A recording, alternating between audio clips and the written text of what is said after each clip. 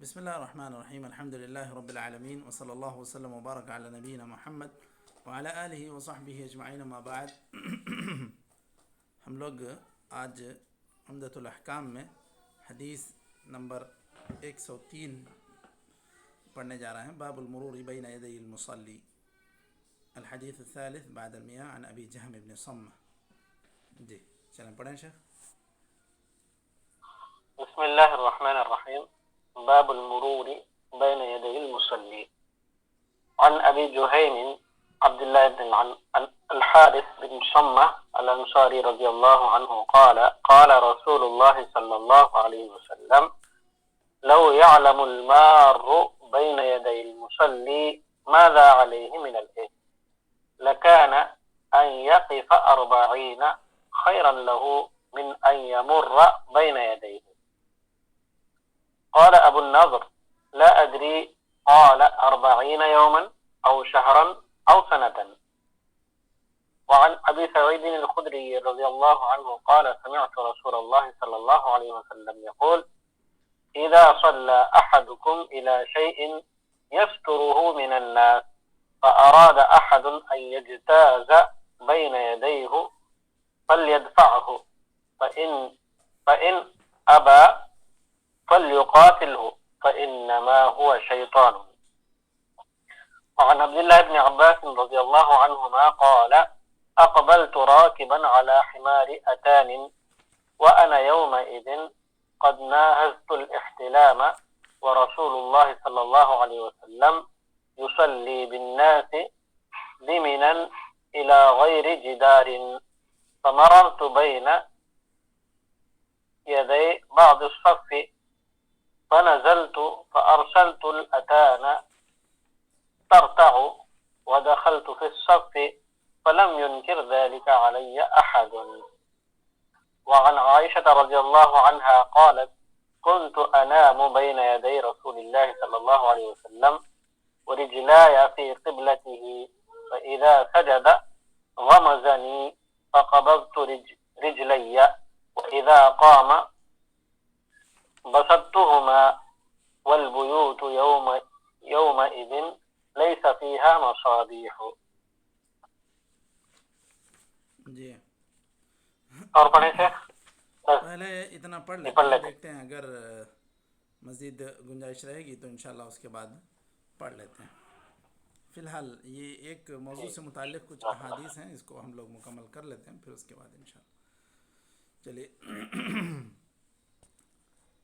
بسم اللہ الرحمن الرحیم الحمد للہ رب العالمین وصلی اللہ وسلم وبارک علی نبینا محمد وعلی آلہ وصحبہ اجمعین اما بعد. عمدۃ الاحکام میں آج ہم لوگ حدیث نمبر 103 یا باب کا اعتبار اگر کریں تو باب المرور بین یدی المصلی, یہ باب سے متعلق کچھ احادیث پڑھنے جا رہے ہیں. سب سے پہلے یہاں پر جو حدیث مذکور ہے وہ یہ کہ نبی کریم صلی اللہ علیہ وسلم نے فرمایا اگر نمازی کے سامنے سے گزرنے والا یہ جان لے کہ اس کے اوپر کیا گناہ ہے تو وہ اس گناہ کے بدلے اس بات کو پسند کرے گا کہ وہ 40 کھڑے, صرف 40 کے لفظ یہاں پر مذکور ہے. اب راوی کا بیان ہے کہ آپ صلی اللہ علیہ وسلم نے 40 دن کہا یا 40 مہینے کہا یا 40 سال کہا, احتمال سبھی چیزوں کا ہے. تو یہ جو اتنی بڑی وعید بیان کی گئی ہے وہ اس وجہ سے کہ ایک مصلی, ایک نمازی جو ٹھہرتا ہے اللہ تعالیٰ کے سامنے سرگوشی کے لیے ٹھہرتا ہے, اس کے سامنے سے جانا گویا کہ اس میں خلل ڈالنا, اور اس میں خلل ڈالنا یہ گناہ ہے. تو اسی لیے اللہ کے رسول صلی اللہ علیہ وسلم نے گزرنے والوں کے لیے یہ طریقہ بتلایا کہ وہ ستھرا ہو تو اس کے سامنے سے گزرے, یعنی ستھرے کے اندر سے نہ گزرے, اور ستھرا آدمی رکھے گا, پھر اس کے بعد اگر کوئی آدمی اس کے اندر سے آتا ہے تو اس کو پوری طرح وہ روک بھی سکتا ہے، اور اگر وہ نہ مانے تو اس کو زبردستی ہٹا بھی سکتا ہے، ڈھکیل بھی سکتا ہے۔ اب یہ حکم اس لیے ہے کہ یہ جو کام انسان کر رہا ہے، یہ یعنی کہ جو آدمی کسی کی نماز کو کاٹ رہا ہے، کسی کی نمازی کے سامنے سے کسی نمازی کے سامنے سے گزر رہا ہے، تو یہ گویا کہ ایک بہت بڑی غلطی کر رہا ہے، اور یہ گویا کہ شیطان جو کام کرتا ہے کہ انسان کی عبادت میں خلل ڈالنا، وہ کام یہ گویا کہ کر رہا ہے۔ اسی لیے اتنی تاکید سے کہا گیا کہ اس کو ہٹائے وہاں سے۔ اب اس سے یہ بھی پتہ چلتا ہے اس حدیث سے کہ مصلی کے سامنے سے گزرنا حرام ہے۔ مصلی کے سامنے سے گزرنا حرام ہے جب اس کے سامنے سترا نہ ہو۔ اگر سترا ہو تو پھر سترے کے بعد سے گزر سکتا ہے، یا پھر سترے کے درمیان اور نمازی کے درمیان سے گزرنا منع ہے۔ اور اسی طرح یہ مصلی کے لیے یہ بھی ضروری ہے کہ مصلی لوگوں کے راستے میں نماز نہ پڑھے۔ اسی لیے جہاں نماز سے منع کیا گیا ان جگہوں میں سے ایک جگہ وہ بھی ہے جو عام لوگوں کا راستہ ہو، گزرگاہ ہو، ایسی جگہوں میں نماز نہیں پڑھنا چاہیے، کیونکہ لوگ ایسی صورت میں ضروری ان لوگوں کے لیے ہوتا ہے کہ وہ راستہ پار کریں، تو وہ لوگ آپ کی نماز میں آپ کے سامنے سے گزر جائیں گے، تو یہ اس کا سبب خود آپ ہی بنے کہ آپ نے لوگوں کے راہ میں نماز پڑھنے کی کوشش کی۔ تو لوگوں کے راستے میں نماز نہیں پڑھنا چاہیے۔ اب رہی بات حرم میں، جہاں کافی بھیڑ ہوتی ہے، جہاں پر لوگ سامنے سے طواف کرتے رہتے ہیں، آپ مقام ابراہیم کے پاس سے آپ 2 رکعت پڑھ رہے ہیں، وہاں لوگ سامنے سے آ رہے ہیں، جا رہے ہیں۔ اب اس طرح ہر آدمی کا سترے کا اگر اعتبار وہاں کریں گے تو لوگوں کے لیے طواف کی جگہ تنگ ہو جائے گی، اور لوگ بہت مشکل میں پڑ جائیں گے 1-2 نمازیوں کی وجہ سے بھی۔ اب ہر طواف کرنے والا، ہر عمرہ کرنے والا، ہر حج کرنے والا اس طرح نماز ادا کرنے کے لیے اگر کھڑنے لگے تو اس صورت میں بہت زیادہ ڈسٹرب ہو جائے گا۔ اسی لیے بہتر یہ ہے کہ وہاں پر لوگوں کی طواف کی جگہ وسیع رہے، باقی رہے، اسی لیے تھوڑا دور ہی ہٹ کر نماز پڑھے جب اگر بھیڑ ہو۔ اگر خالی ہو تو بالکل قریب پڑھ سکتا ہے۔ لیکن یہاں پر شیخ الاسلام ابن تیمیہ نے کہا کہ اگر نماز پڑھنے والا نماز پڑھ رہا ہے اور طواف کرنے والے اس کے سامنے سے طواف کر رہے ہیں تو یہ مکروہ نہیں ہوگا۔ خاص کر حرم کی بات انہوں نے کہی، مکے کی بات کہی، چاہے وہ گزرنے والا آدمی ہو یا عورت ہو، کوئی بھی ہو۔ اب یہاں پر اس کے علاوہ جہاں پر بھی انسان ٹھہرے، خواہ مسجد میں ہو یا میدان میں ہو، کوشش کرے کہ نماز کے لیے سامنے ستون ہو، یا کم از کم کوئی سترا ہو یا دیوار ہو، اور ایسے ایک دم بالکل دروازے کے سامنے ایسا نہ کھڑے کہ لوگوں کا آنا جانا وہاں ہوتا ہو۔ اگر ٹھہرنا ہی ہے تو پھر سترا رکھ کے ٹھہرے۔ یہاں پر جو حدیث بیان کی گئی، دوسری حدیث، کہ جب آدمی نماز پڑھ رہا ہے کسی سترے کو رکھ کر، ایسی صورت میں کوئی انسان اگر گزرتا ہے، یہ حضرت ابو سعید خدری رضی اللہ عنہ کی حدیث 104، فَأَرَادَ أَحَدٌ أَن يَجْتَازَ بَيْنَ يَدَيْهِ فَلْيَدْفَعْهُ، کوئی آدمی اس صورت میں سامنے سے گزرنے کی کوشش کر رہا ہے زبردستی، تو اس کو ہٹانا چاہیے، روکنا چاہیے۔ اگر نہیں مانتا ہے تو اس کو لڑ کر بھی آپ نماز کی حالت میں ہٹانا ہے تو ہٹا سکتے ہیں۔ کیوں؟ اس لیے کہ یہ جو کام کر رہا ہے یہ شیطان کا کام کر رہا ہے، فَإِنَّمَا هُوَ شَيْطَانٌ۔ اسی لیے اہل علم نے یہ بھی ذکر کیا کہ اگر اس طرح دھکا مکی میں اگر اس کو کچھ چوٹ لگ جاتی ہے، یعنی اس طرح آدمی نماز پڑھ رہا تھا، وہ آ کے زبردستی سامنے سے گزرنے کی کوشش کیا، اس نے اس کو ہٹایا، ڈھکیلا، یا جا کے وہ کہیں اس کو اس کے مار لگ گئی، چوٹ لگ گئی، تو یہ اس کا ذمہ دار نہیں، کیونکہ جو آدمی گزرنے والا تھا اس کی ذمہ داری تھی کہ وہ نمازی نماز پڑھ رہا ہے دیکھ کر گزرے۔ اسی طرح اس حدیث سے جو مسائل مستنبط ہو رہے ہیں اس میں سے ایک یہ بھی ہے کہ آدمی کو روکنا یہ اس کا حق ہے، اگر چاہے تو اشارہ کر کے روکے، اور اگر اس سے بھی نہ مانے تو پھر اس کو اور اس کے لیے زیادہ زور لگانا پڑے، اس کو اور سامنے آ کے روکنا پڑے تو بھی روک سکتا ہے۔ اب یہ ہر مصلی کا سترہ کہاں تک ہے؟ ایسا نہیں کہ ایک آدمی اب مسجد جو بڑی مسجد ہے اس میں کہیں 10ویں صف میں کھڑے ہو کر نماز پڑھ رہا ہے، کوئی آدمی اب 5 صف سامنے سے آپ کے گزرنا چاہ رہا ہے، تو اب وہاں سے گزرنا اس کے لیے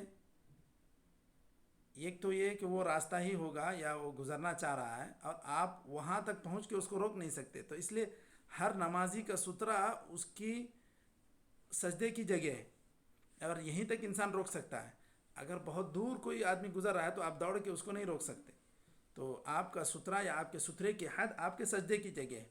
اور اسی لیے جب سترہ رکھا بھی جاتا ہے تو بس آپ کے سجدے کی جگہ جہاں ہوتی ہے بس اس کے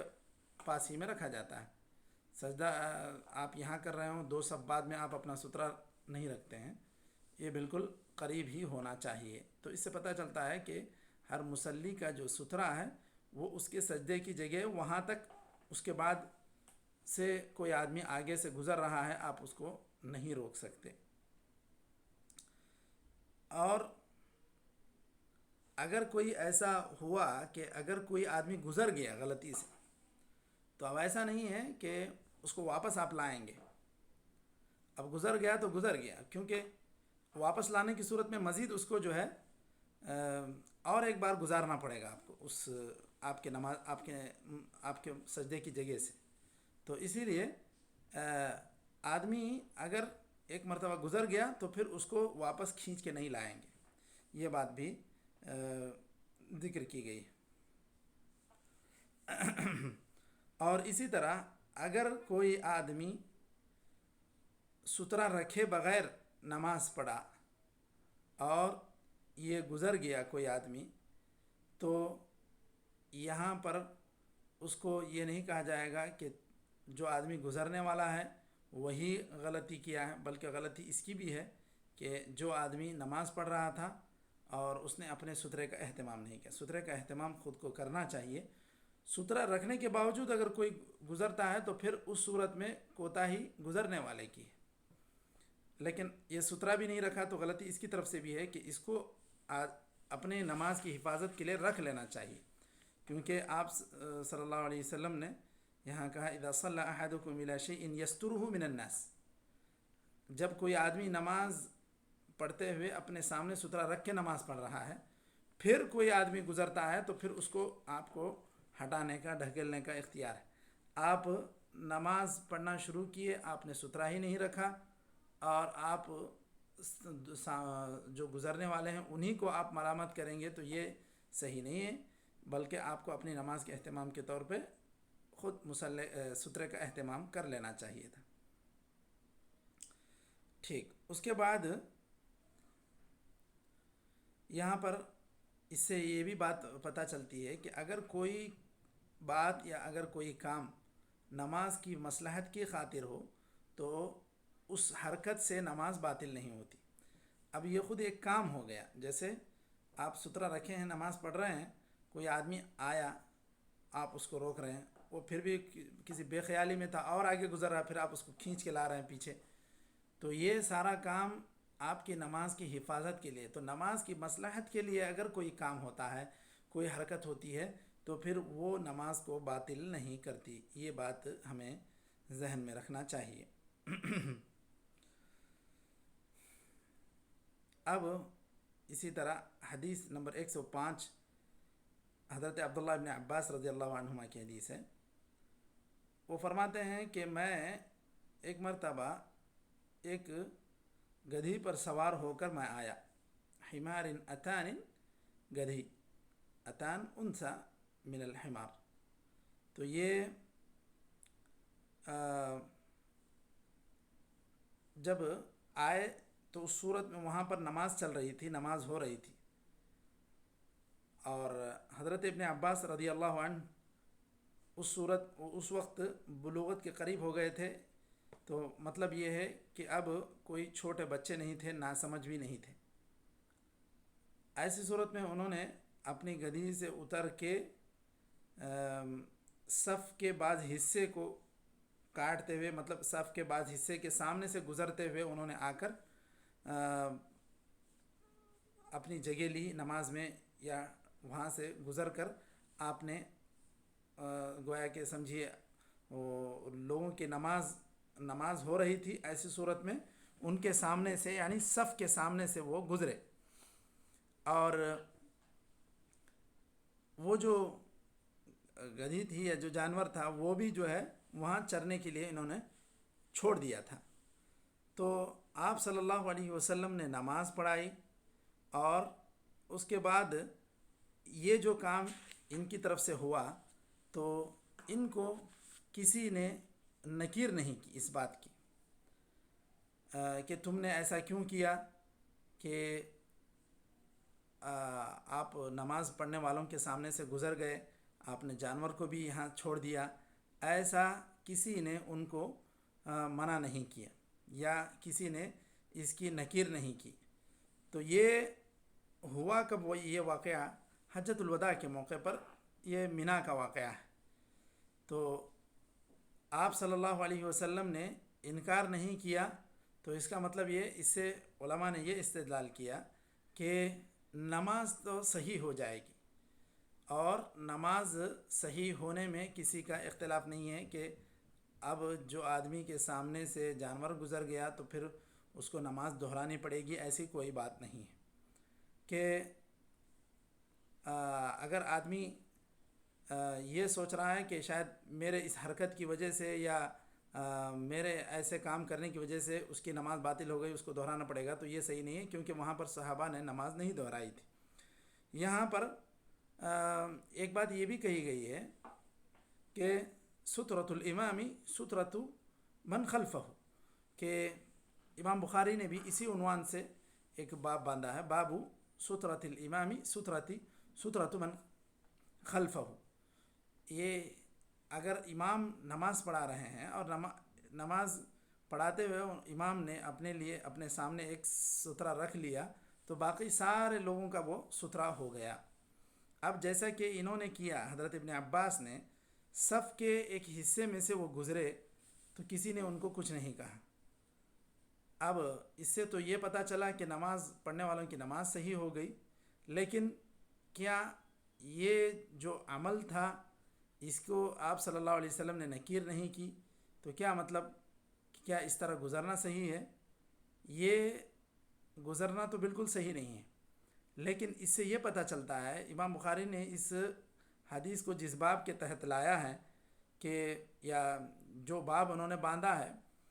باب سترۃ الامام سترۃ من خلفہ، تو یہ آپ صلی اللہ علیہ وسلم کا سترہ تھا، اسی لیے یہاں پر پیچھے صف میں ٹھہرنے والوں نے ان کو کوئی نکیر نہیں کی، کیونکہ سترہ ان کا موجود ہے، اور امام کے سترے کے سامنے سے کسی نے وہاں پر خلل نہیں کیا. اگر وہاں سے خلل ہوتا تو وہاں آپ صلی اللہ علیہ وسلم روک لیتے تھے. اور ویسے بھی کبھی ایک انسان کا اگر وضو ٹوٹ جائے تو پھر وہ صف کو چیرتا ہوا جائے گا، یا اس کو ضرورت پڑے گی تو ایک مصلی کے سامنے سے بھی جانے کی ضرورت پڑے گی تو اس کو جانے دیا جائے گا، اور جانے دیا جانا چاہیے، کیونکہ اس کا وضو ٹوٹ چکا ہے تو اب اس کو مسجد سے باہر نکلنا چاہیے وضو کرنے کے لیے. اب اس کے بعد ایک حدیث اور ہے، ایک حدیث نمبر 106 حضرت عائشہ کی حدیث ہے. وہ فرماتی ہیں کہ میں نبی کریم صلی اللہ علیہ وسلم کے سامنے لیٹا کرتی تھی یا سویا کرتی تھی. اب گھر آپ صلی اللہ علیہ وسلم کا اتنا مختصر تھا کہ ایک نماز پڑھنے والے کے لیے پوری طرح کھلے طور پر نماز پڑھنے کے لیے جگہ بھی میسر نہیں تھی. حضرت عائشہ جہاں سوتی تھی آپ صلی اللہ علیہ وسلم وہیں پاس ہی میں نماز پڑھتے. آپ صلی اللہ علیہ وسلم کو سجدہ کرنے کے لیے بھی جگہ پوری کافی نہ ہوتی.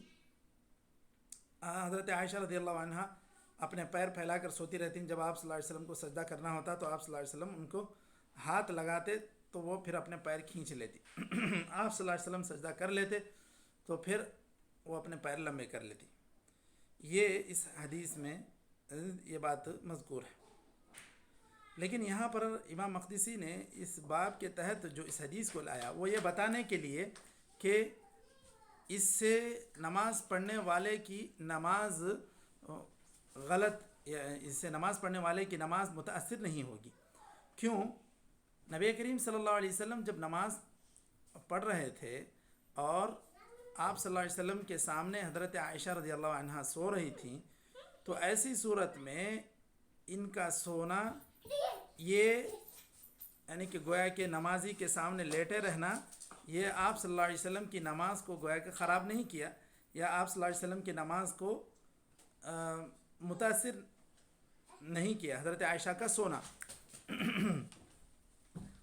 اب یہاں پر اگر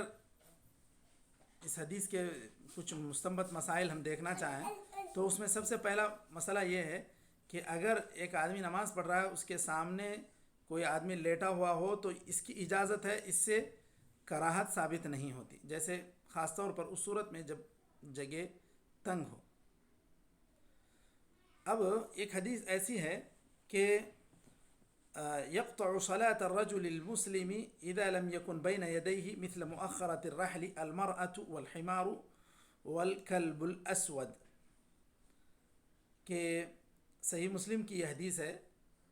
کہ آپ صلی اللہ علیہ وسلم نے فرمایا اگر مصلی کے سامنے ایک کجاوے کی لکڑی کے برابر اگر ستھرا نہ ہو اور اس کے سامنے سے عورت گزرے یا گدھا گزرے یا پھر کالا کتا گزرے تو ایسی صورت میں اس کی نماز کٹ جائے گی. یقطعو بولیں گے تو کاٹ دیتی ہے، نماز کو ختم کر دیتی ہے، ایسی بات ہے. اب یقطعو کی تعویل علماء نے کی ہے کہ یہ نماز کے ثواب میں کمی کر دیتا ہے. عورت کا گزرنا یا گدھے کا گزرنا یا کتے کا گزرنا نماز آدمی کی نماز میں اس کے ثواب میں کمی کر دیتا ہے، کیونکہ آپ صلی اللہ علیہ وسلم نے واضح انداز میں یہ 3 چیزیں ذکر کی. اب امام احمد رحمۃ اللہ علیہ وغیرہ یہ کہتے ہیں کہ اس حدیث اور حضرت ابن عباس رضی اللہ عنہما کی جو حدیث کہ انہوں نے گدھی کو وہاں سامنے پھرنے کے لیے چھوڑ دیا وہ حدیث اور حضرت عائشہ کی حدیث، ان تینوں احادیث کو رکھ کر حضرت ابن عباس رضی اللہ امام احمد رحمۃ اللہ علیہ کہتے ہیں کہ عورت کا گزرنا یا عورت کا لیٹے رہنا، گزرنے کی بات نہیں، عورت کا موجود ہونا اور اسی طرح گدھے کا موجود ہونا یہ نماز کو ختم کر دیتا ہے. اس کو وہ اس حدیث کے مقابلے میں گویا کہ اس کے لیے منسوخ کہیں یا اس کے لیے ایسا کہیں کہ معارض حدیث تھی. اس لیے امام احمد کہتے ہیں کہ عورت اگر سامنے ہو تو اس سے نماز ختم ہو جائے گی یا باطل ہو جائے گی، یہ صحیح نہیں ہے. اس لیے کہ اللہ کے رسول صلی اللہ علیہ وسلم جب نماز پڑھتے ہیں اور حضرت عائشہ سامنے لیٹی ہوئی ہیں تو ایسی صورت میں آپ صلی اللہ علیہ وسلم کی نماز اس سے ختم نہیں ہوتی. تو اس سے معنی یہ نکالا ہے کہ آدمی کے نماز کے ثواب میں کمی ہوتی ہے. جمہور کی یہی تعویل ہے، لیکن امام احمد رحمۃ اللہ علیہ یہ کہتے ہیں کہ مجھے اس بات سے اطمینان نہیں ہے، کیونکہ اگر یہ کہیں کہ آدمی نماز پڑھ رہا ہو اس کے سامنے عورت ہو، اس سے نماز اس کی ختم ہو جائے گی یا باطل ہو جائے گی، تو اس کے لیے تو یہاں حدیث معارض ہے. نبی کریم صلی اللہ علیہ وسلم کا ایک مرتبہ کا معمول نہیں، یہ تو جب بھی حضرت عائشہ کی باری ہوگی اس وقت آپ صلی اللہ علیہ وسلم کے گھر میں نماز پڑھتے ہوں گے، تو یہی حال ہے. تو یہ اس وجہ سے. اور دوسری چیز جو بات کہی گئی کہ گدھا گزرنے سے، تو یہ حضرت ابن عباس رضی اللہ عنہما جب کہتے ہیں کہ میں نے گدھی کو وہاں چرنے کے لیے چھوڑ دیا، تو پھر یہ بات اس سے کھل کر سامنے آتی ہے کہ اس گدھے کے گزرنے سے آپ صلی اللہ علیہ وسلم کی نماز ختم نہیں ہوئی یا باطل نہیں ہوئی. تو امام احمد کہتے ہیں کہ یہ اس حدیث کے معارض ہے، اس لیے مجھے اس بات پر اطمینان نہیں، میں یہ نہیں کہتا کہ عورت کے ہونے سے یا گدھے کے ہونے سے نماز ختم ہو جائے گی یا نماز باطل ہو جائے گی۔ البتہ کتے کا جو ذکر ہے وہ اس کے معارض کوئی حدیث کو وہ نہیں پا رہے ہیں، تو پھر ایسی صورت میں صرف کتے کی بات جہاں تک ہے کہ اگر کتا گزرے یا کتا رہے تو پھر اس کے ثواب میں کمی ہوگی، یہ بات وہ کہہ سکتا ہے، آدمی کہہ سکتے ہیں کہ آپ نماز پڑھ رہے ہیں، آپ کے سامنے کتا ہو تو ایسی صورت میں آپ کے نماز میں ثواب میں کمی ہوگی، کیونکہ یہ جو حدیث ہے یقطع صلاۃ الرجل المسلم اذا لم يكن بين يديه مثل مؤخرة الرحل المرأة والحمار والكلب الاسود، تو یہ اس حدیث کے بنیاد پر کہتے ہیں۔ اب عمومی طور پر جو جمہور کی تعویل ہے کہ ثواب میں کمی ہوتی ہے۔ جی ایک منٹ، جی کچھ پوچھ رہے ہیں شیخ؟